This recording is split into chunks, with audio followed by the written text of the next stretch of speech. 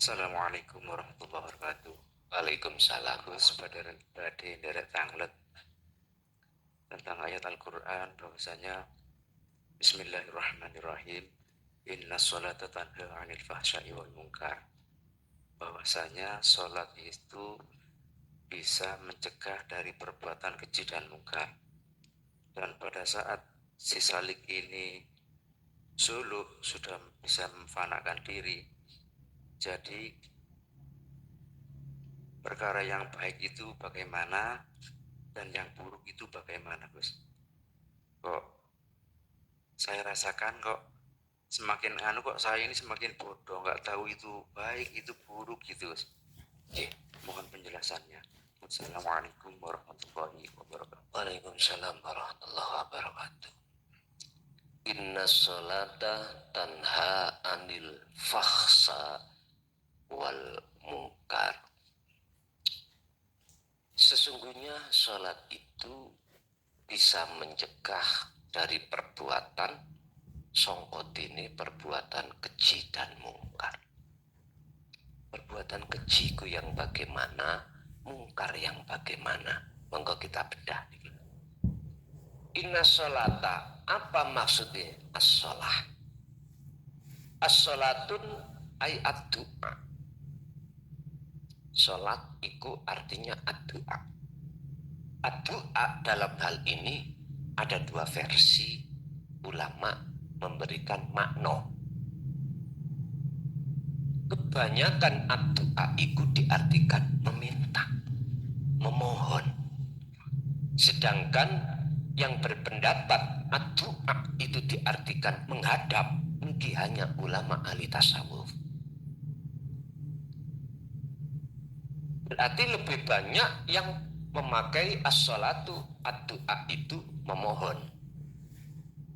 Itu sudah benar, sebab lebih banyak golongan syariah daripada golongan hakikat. Wis podo bener ya, gak usah nyalahno wis babano, karena kelasnya sendiri-sendiri. Tapi satu hal yang boleh kami sampaikan, fakta di lapangan, percaya atau tidak, terima atau tidak, gini. Kalau as-sholah dengan artikan doa itu memohon, gak bisa Pak kita sholat itu bisa khudur, bisa khusyuk, gak bisa. Masih tah awak dewi udeng-udengan, nampak udeng-udeng ngeten, mboten saged. Pas baik ini tutup pasar wajah, mboten saged.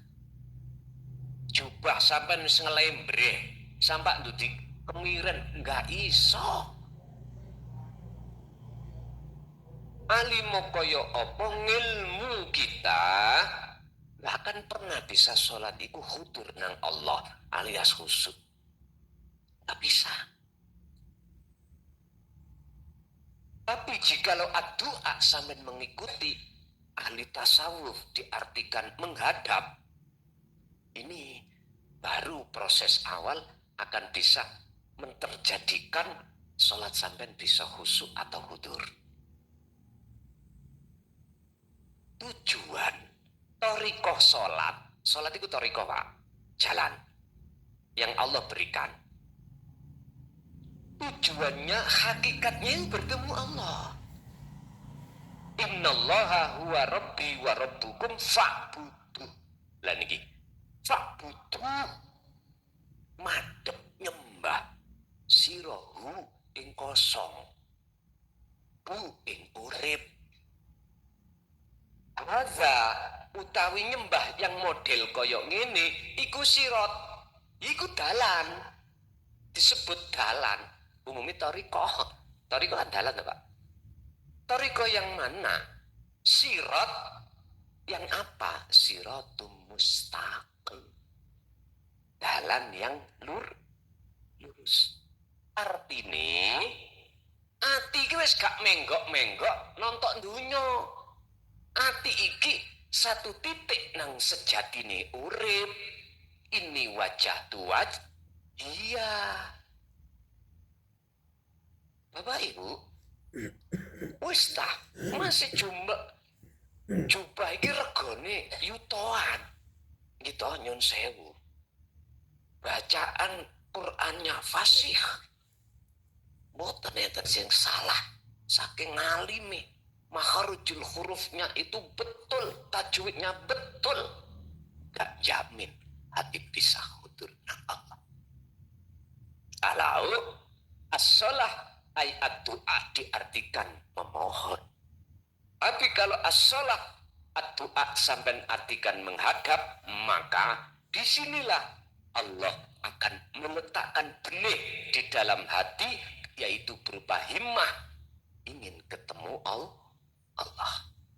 Makanya dikatakan thariqah muktabaroh itu sebetulnya sambung isok nang Allah. Ngoten niki. Kalau bisa sambung nang Allah, menurut kami ya iki sing muktabaroh. Sekarang kita kembalikan dalam pertanyaan di lapangan. Para thariqah itu didik sampai untuk kemana? Untuk takarrub dan ketemu Allah ataukah yang lain? Dikasih aurat, manakib, ya dah, terus khususiyah, arahnya kemana? Kita akan membahas tentang masalah asli nih thariqah itu endingnya kemana, maksud tujuannya kemana. Rasulullah itu hanya satu, Pak, untuk menjadikan hati umat manusia dekat kepada Allah. Setelah dekat masuk di dalam muraqabah nikah, baru bisa ketemu Allah. Pertanyaannya, thariqah zaman sekarang yang kita sebut muktabaroh, apakah didik seperti itu? Mestinya gitu, Pak. Mestinya. Sebab niki mohon maaf, saya juga tidak mengarani ndak. Masih banyak di antara kita ahli thariqah itu tujuan kita itu ketelekung, apa Pak? Berbelok diri. Di mana? Di alam kasaf. Akhirnya kita dipenuhi Allah karomah. Iku jarine wis sukses. Oh, aku ketemu sikai bahkan ngerti sak jerone atine wong karep iki nanti ngerti. Loh, iku kadang-kadang kita sudah menganggap sudah sukses. Belum. Saya katakan jenengan kali kula seperti ini telah berbelok arah. Buka dalam satu ayat. Wa ma umiru illa liya'budullaha mukhlishina lahuddin khunafa'a wa yuqimus shalah wa yutuz zakah wa dzalika dinul qayyimah. Bisane Anda ini berthariqah nuju nang Allah, nyembah yang benar, karena memang hanya diperintahkan nyembah manakala jenengan duduk di dinul qayyimah. Den agama qayyimah sing lurus. Agama sing lurus adalah agama sing didik ati sampai tentang ilmu sejati. Wes, ilmu tauhid itu. Sebab dengan didikan taklimul tauhid ini, hati sampean akan nyadari, oh iya, kita makhluk itu tidak iso opo. Akhirnya menduduki pengamalan la haula wala quwata illa billah. Jawa ni enak cekak sangkan paraning tumati. Nyun sewu. Yo penting fasih bacaan Qur'ane. Penting yohan. Tapi ojo di fanatiki. Lho ngeten lho. Kita tidak akan fanatik dengan hal itu manakala sudah memahami Al-Quranul Qadim isinya atau sudah menerima ilmu sejati atau ilmu tauhid, baru gak fanatik. Makanya mohon maaf, thariqah itu asli tujuannya adalah menjadikan hati kita bertambah dekat pada Allah dan ditarik Allah di dalam musyahadah. Jikalau jenengan iki kok semakin lama tujuannya itu untuk karomah, ngerti yo, bahwasanya kita itu telah berbelok ono sing luwih prihatin lagi, didamel wadah untuk mencapai politik. Wonten tah ngoten niku ya duka. Dikai kesempatan wadah untuk ke politik. Niki prihatin kula. Estu. Bukan persoalannya nggak boleh, silakan. Tapi tolong berilah wasilah tali langsung hati terhadap Allah. Baru sakit. Sehingga umat iki atine nggak akan membahas perkara selain. Walaupun secara lesan, dohir juga membahas urusan dunia. Bukan salah kalau gini, karena walatan sana sibaka minat dunia. Bis kembali kepada sholat. Kalau sholat ini sampai artikan menghadap, maka tanha bisa akan menyegah hati sampai dari perbuatan faksa. Faksa itu apa? Keji. Mutisi keji. Pun melihat perbuatan dohir, Pak Amin. Keji ini hati nang Gusti Allah. Allah dawuh dalam salah satu ayat, inna nafsa la amaratun bisu. Kejine hati menyang Gusti Allah itu karena dorongan hawa nafsu. Berbentuk apa? Melalaikan. Sholat lalai, mangan lalai, kerja lalai. Artinya lali, gak ngerti kalau iki sing duwe laku Gusti Allah. Akhirnya kita ngaku-ngaku kita lah yang bisa laku. Ini kejiwa. Mboten keji awak dhewe nyuwun sewu lho nggih, nyolong barange wong. Ikulah syariate. Bukan keji maksudnya kita bunuh orang. Ikulah syariate. Bukan keji kita itu termasuk, mohon maaf, menghasut orang. Bukan itu yang ku maksud. Faksa yang dimaksud kejine ati dateng Gusti. Untuk apa? Melalaikan.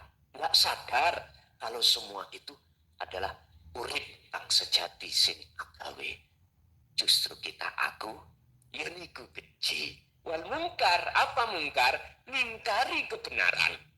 Kebenaran yang mana? Ini sing agawe iku son rungokno apa jeneng kupingmu. Aku sing ngaji tutup raimu. Lho ngoten. Ngoten iku.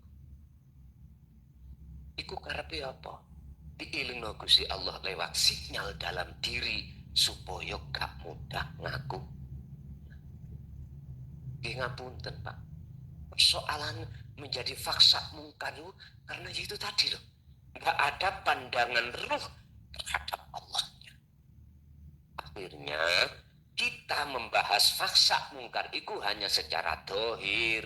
Padahal ketika saat sampai iki faksa mungkar secara batin sudah tertata, mohon maaf, sudah meninggalkan faksa dan mungkar, mengingkari semua apa asalnya kita itu. Mungkar itu apa? Tertutup. Hati tertutup dari dini tauhid itu adalah mungkar. Antar tahun amlantun dirhum la yu'minun. Siapa di antara mereka yang dikasih nasihat tentang dinu tauhid atau tidak tetap nggak percaya? Ayat ini ngarep innalladzina kafaru. Kafaru itu artinya orang yang hatinya tertutup. Ini tertutup. Akhirnya nggak mau. Mengapa tertutup? Dan tertutup dengan apa? Syahwat dunia, syahwat mang, bukan himmah, tapi syahwat. Akhirnya tiap saat dan waktu kita mungkar dengan Allah. Padahal sesungguhnya sholat itu bisa mencegah perbuatan faksa dan mungkar terhadap Allah. Umpama saya jelaskan seperti itu. Lah, sholat yang bagaimana yang bisa mencegah hal itu? Sholat itu diartikan menghadap. Ini hanya bisa dilakukan orang-orang yang dalam hatinya himmah bukan syahwat, baru bisa. Makanya mengapa kita itu waktu sholat yang mengartikan doa itu adalah meminta ning kono kok ya lali ya terus. Ya karena itu sudah. Ya. Terus lalu saya nggak ngerti pundi bagus, pundi elek, mana hasanah, mana sayyi'ah. Kula niku malah bodoh. Ya iku sing bener. Makanya sampai takji ilmu tauhid itu aslinya semakin lama semakin goblok. Artinya menggoblokkan sifat hakikati makhluk. Bener bener.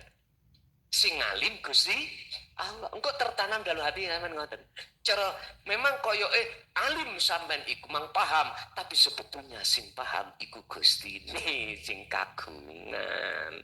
Makhluk merasa goblok. Leres pun. Nek ngaji semakin suwi semakin goblok. Lah apa ngaji iku jenenge gak paham. Maksudnya ngaten. Ingat, tanda hati yang mati adalah hati yang merasa hidup. Tanda hati yang hidup adalah hati yang sudah merasa mati. Lah, meletakkan sifat hakikati Allah terhadap hati, meletakkan sifat hakikati hamba terhadap makhluk. Pun bener pun itu.